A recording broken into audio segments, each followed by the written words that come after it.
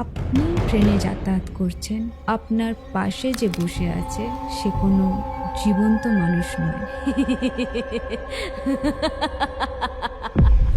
হঠাৎ সমীরের একদিন চোখ পড়ে জেনারেল কামরার একদম শেষ দরজার সামনে। একটি মেয়ে উঠে দাঁড়ায়। দরজার পাশে মেয়েটি দাঁড়িয়ে থাকে এবং সেখানে সে ফুঁপিয়ে ফুঁপিয়ে কাঁদছে। অদিতি মুহূর্তের মধ্যে হেসে ওঠে। অদিতি তখন সমীরকে বলে, আমাকে ভালোবাসতে গেলে তোমাকে আগে আমার দুনিয়াতেই আসতে হবে।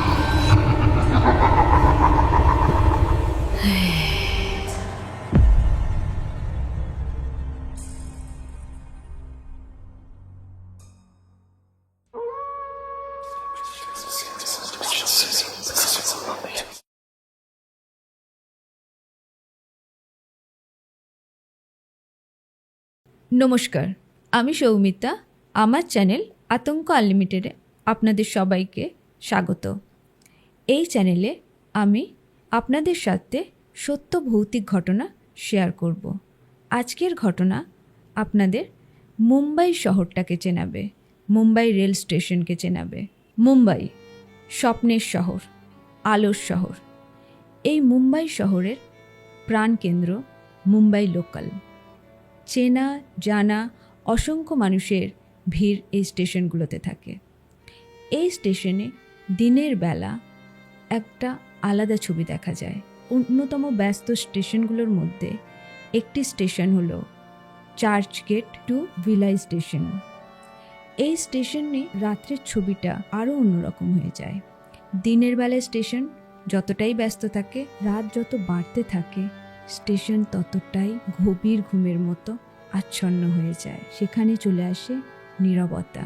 এই চার্চ গেট টু ভিলাই স্টেশনে এই ঘটনাটি ঘটেছিল। এই ঘটনাটি আমাকে আমারই বান্ধবী কবিতা, যে কিনা মুম্বাই পুলিশে কর্মরতা, সে এই ঘটনাটি আমাকে শেয়ার করেছিল।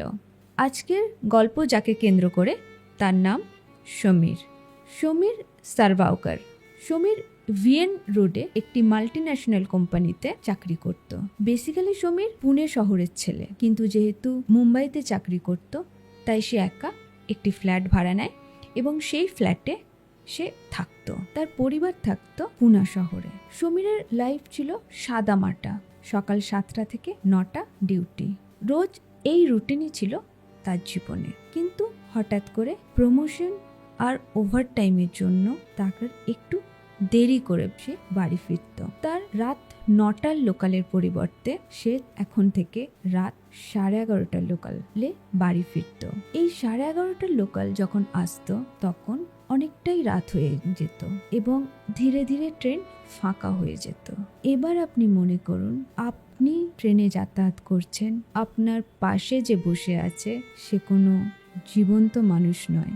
তখন আপনার সেই ট্রেনের যাত্রা কেমন হবে?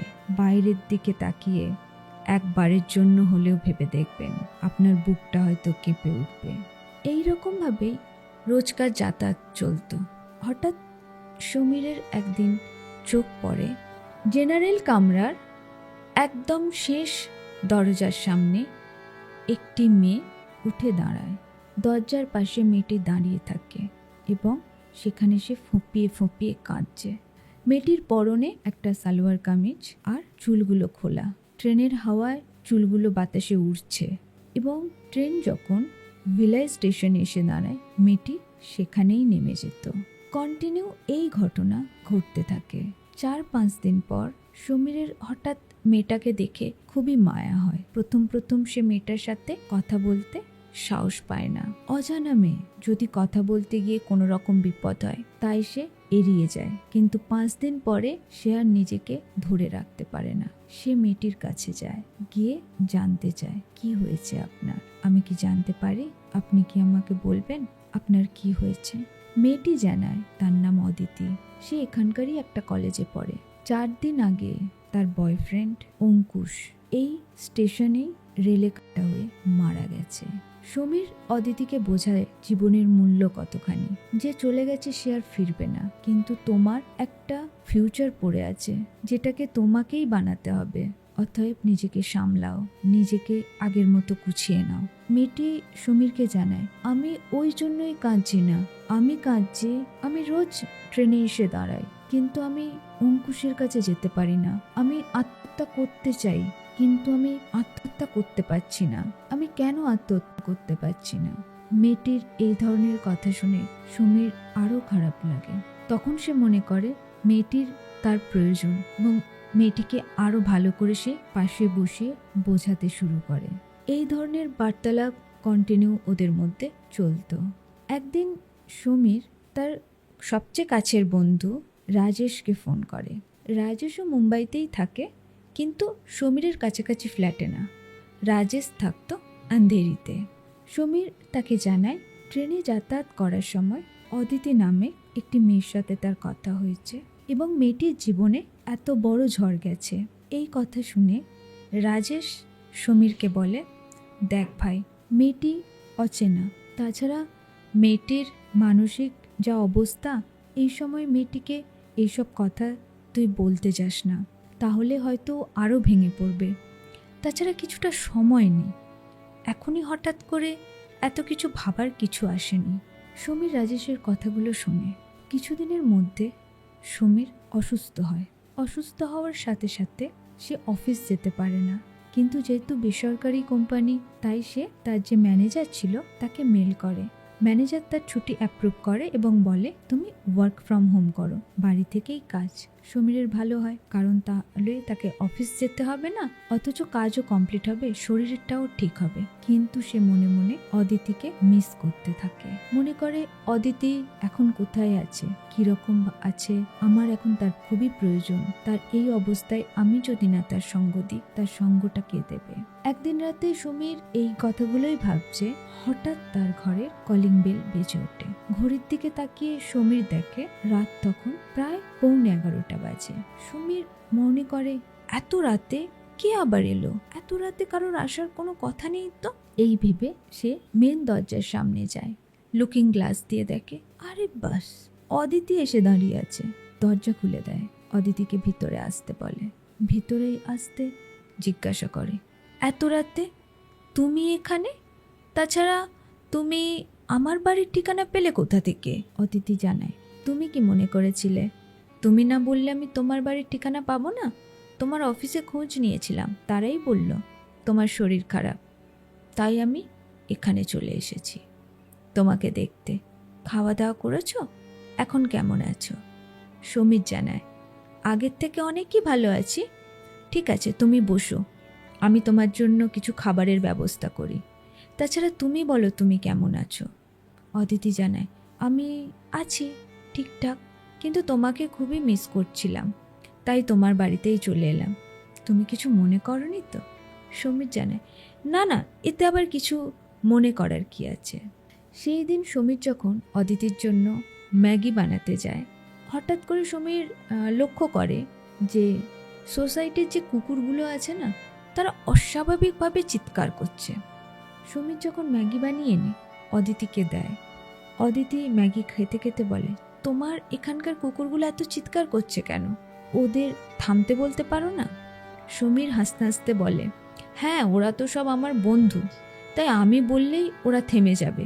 কে জানি, এরকম তো কোনোদিন করে না ওরা, এইভাবে তো ডাকে না, কিন্তু আজ এইভাবেই ডাকছে, কি জানি কেন। অদিতি সমীরকে বলে, আমার অসহ্য লাগছে, এদের আওয়াজ আমার একদম ভালো লাগছে না। ঠিক আছে, তুমি বাড়িতে থাকো, রেস্ট করো, আমাদের আবার দেখা হবে। অফিস কবে থেকে যাচ্ছ? সমীর জানায়, কাল বাদ দিয়ে পরের দিন থেকেই আমি অফিস যাব। অদিতি সেখান থেকে চলে যায়। তারপর সমীর কিছুক্ষণ পর লক্ষ্য করে যে ধীরে ধীরে তার সোসাইটির যে কুকুরগুলো ছিল সবই কেমন থেমে গেছে। পরের দিন সকালে যখন সমীর ওঠে, হঠাৎ করে ওর বাড়িতে যে বাই থাকতো সে এসে জানায়, আজকের সোসাইটির 5টা কুকুর মারা গেছে। সমীর জানতে চায়, কেন, কি হয়েছিল? বলে, মনে হয় কেউ কিছু খাইয়ে দিয়েছে, তাই মারা গেছে। পরের দিনকে যখন সমীর আবার অফিস যায়, অফিস থেকে ফেরার সময় আবার অদিতির সাথে দেখা হয়। অদিতি ঠিক একইভাবে সেখানেই দাঁড়িয়েছিল সমীরের জন্য, কিন্তু আজকের সমীর ভেবেই নিয়েছিল সে অদিতিকে বলবে, অদিতির সাথে সে তার বাকি জীবনটা কাটাতে চায়, অদিতিকে সমীর ভালোবাসে, তাকে বলবে। সেই মতো তার জন্য সে ফুলও কেনে, চকলেটও কেনে। ট্রেনে যখন সমীর অদিতিকে দেখে, দেখার পর যখন তার হাতে হাত দেয়, তখন সমীরের খুব অস্বাভাবিক লাগে। অদিতির হাত দুটো পাথরের মতো ঠান্ডা, এতটাই ঠান্ডা যে সমীর কেঁপে ওঠে। অদিতির চোখের দিকে তাকিয়ে বলে, তোমার হাত এত অস্বাভাবিক ঠান্ডা কেন? অদিতি বলে, আমার হাত ঠান্ডাই হয়ে গেছে, আমার এই হাত আর কোনোদিন গরম হবে না সমীর। সমীর আশ্চর্য হয়ে যায়, কিন্তু তখন তার মাথায় আছে অদিতিকে আজ বলতেই হবে যে অদিতিকে সে কতটা ভালোবাসে, আর তার জন্য সে আজকে ফুল এনেছে, চকলেট এনেছে, বাকি জীবনটা তার সাথে সুখে থাকতে চায়। সমীর যখন অদিতির হাত ধরে নিয়ে এসে অদিতিকে ট্রেনের একটা সিটে বসায়, সমীর নিচে বসে এবং তার হাতে ফুল দিয়ে তাকে জানায় সমীর অদিতিকে ভালোবাসে। অদিতি মুহূর্তের মধ্যে হেসে ওঠে, বলে, তুমি আমাকে ভালোবাসো? সমীর জানায়, হ্যাঁ, আমি তোমাকে ভালোবাসি। অদিতি তখন সমীরকে বলে, আমাকে ভালোবাসতে গেলে তোমাকে আগে আমার দুনিয়াতেই আসতে হবে। সমীর হতবাক হয়ে যায়, বলে, তোমার দুনিয়া মানে? অদিতি বলে, আজ থেকে 10 বছর আগে এই রেল স্টেশনেই আমি মারা গেছি, রেলে কাটা হয়ে। আমার সাথে থাকতে হলে আমার এই দুনিয়াতে যে তোমার আসতে হবে। সমীর ভাবে অদিতি তার সাথে মজা করছে। সে তার স্টেশনে নেমে যায়। নেমে যাওয়ার পরে তার বন্ধু রাজেশকে ফোন করে। রাজেশ বলে, কি হয়েছে রে? সমীর বলে, আরে জানিস ভাই, অদিতি আমার সাথে কি মজা করছে। রাজেশ জানতে চায়, কেমন মজা? বলছে ও নাকি 10 বছর আগে মারা গেছে। কি বলিস? আরে মজা করছে, যাতে আমি ওকে আর ডিস্টার্ব না করি। কি মেয়ে বল, এটা কোনোদিন হতে পারে যে আমি একটা ভূতকে ভালোবেসেছি? রাজেশও ব্যাপারটা সিরিয়াস নেয় না। সমীরের সাথে কথা বলে সেদিনের মতো তাদের কথোপকথন সমাপ্ত হয়। রাজেশ দেখে গত 4 দিন ধরে সমীর অনলাইনে আসছে না। রাজেশ খুব চিন্তায় পড়ে যায়। ফোন করছে, ফোনও সুইচ অফ। রাজেশের কাছে সমীরের বাড়ির কারোর কোনো নাম্বারও ছিল না। রাজেশ তখন সমীরের অফিসে খবর নেয়। অফিস থেকে জানায় যে সমীর 4 দিন ধরে অফিস আসছে না এবং তাদের কাছেও কোনো সেরকমভাবে খবর নেই। রাজেশ ভাবল সমীর হয়তো অদিতিকে নিয়ে কোথাও বেড়াতে গেছে, হয়তো দুজনে একসাথে আছে এবং কাউকে জানাতে চায় না, তাই ফোন অফ করে রেখেছে। এই ভেবে রাজেশ আর সমীরকে ফোন করেনি। এই রকমভাবে আরও 5-6 দিন চলে যায়। রাজেশেরও ওভারটাইম আসে, অফিসের প্রচণ্ড চাপ। একই সময় ঠিক 11:30 ট্রেনে রাজেশও আসে চার্চগেট স্টেশনে। সেও যাবে। তখন মনে করে যে আরে এই ট্রেনেই তো সমীর আর অদিতিও আসে, আজ হয়তো এই ট্রেনেই আবার দেখা হবে। এই ভেবে রাজেশ ট্রেনে বসে আছে, কিন্তু সমীর আর আসে না। কিন্তু নির্দিষ্ট ঠিক ওই স্টেশনে একটি মেয়ে আবার উঠে ঠিক দরজার সামনে দাঁড়িয়ে থাকে। পরনে ছিল তার সাধারণ একটা সালোয়ার কামিজ, চুলগুলো খোলা, বাতাসে উঠছে, আর সে কন্টিনিউ ফুঁপিয়ে ফুঁপিয়ে কাঁদছে। রাজেশের তখন মনে হয় সমীর ঠিক এই রকম একটা মেয়ের কথা আমাকে বলেছিল না।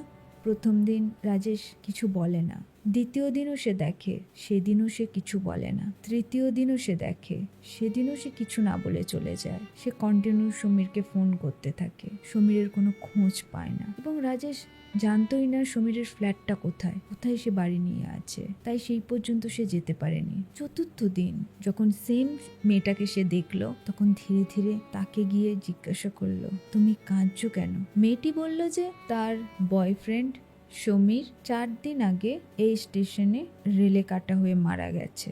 শুনে রাজেশ তাকে জিজ্ঞাসা করলো, তুমি কে? অদিতি জানালো সে অদিতি। সে মরতে চায় কিন্তু মরতে পারছে না। সে সুসাইড করতে চাইছে কিন্তু কেউ তাকে বাধা দিচ্ছে। সে সমীরের কাছে যেতে চাইছে কিন্তু যেতে পারছে না, তাই সে কাঁদছে। রাজেশের হাত পা প্রায় ঠান্ডা হয়ে যাওয়ার মতো। পরের দিন সে স্টেশনে তাড়াহুড়ো করে নেমে যায়। পুরো ঘেমে গেছে, ভয়ে কাঁটা হয়ে গেছে রাজেশ। সমীরের জন্য যে তার খুব চিন্তা হচ্ছে। পরের দিন সকালে সে স্টেশন মাস্টারের কাছে যায়। সে স্টেশন মাস্টারকে জিজ্ঞাসা করে। স্টেশন মাস্টার বলে, 10-12 দিন আগে একটা রেলে কাটা বডি আমরা পেয়েছি, যেটা আনওয়ান্টেড। এখনো পর্যন্ত কোনো কেউ এই বডির দাবি করেনি। তার জিনিসপত্র এখানে রাখা আছে, আপনি এসে দেখতে পারেন। জিনিসপত্র দেখে রাজেশ চিনতে পারে এগুলো সমীরেরই তো জিনিস। আচ্ছা ঠিক আছে, কিন্তু কিভাবে মারা গেল? উনি অসাবধানতাবশত ট্রেন থেকে পড়ে গেছে এবং একদম কাটা পড়ে গেছে। ওনার বডি রাখা আছে, আপনারা যদি নিয়ে যেতে চান নিয়ে যেতে পারেন। ওনার বাড়ির লোক কি আপনারা? রাজেশ জানায় সে তার বাড়ির লোক নয়, বন্ধু, এবং সমীরের ডায়েরি থেকে তার নাম্বার নিয়ে বাড়িতে খবর দেয়। পুলিশ এটা আত্মহত্যার কেস বলে ধামাচাপা দিয়ে দেয়। কিন্তু রাজেশ ওইখানকার যারা ডোম এবং যারা রেল লাইনে কাজ করে তাদের কাছ থেকে জানতে পারে অদিতি পাতিল মুম্বাই কলেজের একজন ছাত্রী ছিল। তার বয়ফ্রেন্ড তাকে প্রতারিত করেছিল। সেই প্রতারণা সে সহ্য করতে না পেরে সে আত্মহত্যা করে এবং 4 দিন ছাড়া কাউকে না কাউকে সে একই গল্প শোনায়, শুধু নামটা পরিবর্তন হয়ে যায়। যে তার প্রেমে পড়ে সে তার সারা জীবনের জন্য জীবন হারিয়ে ফেলে। অদিতির আত্মা আজও এই রেলের কামরায় বন্দী হয়ে আছে। এর কয়েক বছর পরে এই সমীরেরই আরেক বন্ধুর সাথে সেম একটা ইনসিডেন্ট হয়। তারও অস্বাভাবিক মৃত্যু হয় ট্রেন থেকে পড়ে। জানা যায় তার সাথেও কোনো একটা মেয়ের পরিচয় হয়েছিল এবং মেয়েটি মানবীয় ছিল না, সে ছিল এক পিশাচিনী। তার অনেক আগে মৃত্যু হয়েছিল এই রেলে কেটে। তাই আপনারা যখন রাতে একা ট্রেনে ট্রাভেল করবেন, মনে রাখবেন আপনার পাশে যিনি বসে আছে তিনি সত্যি মানব তো না অন্য কিছু। আজকের ঘটনাটি এই পর্যন্ত। ঘটনাটি যদি আপনাদের ভালো লাগে তো অবশ্যই কমেন্ট করে জানাবেন। দেখা হচ্ছে আগামী এপিসোডে। নমস্কার।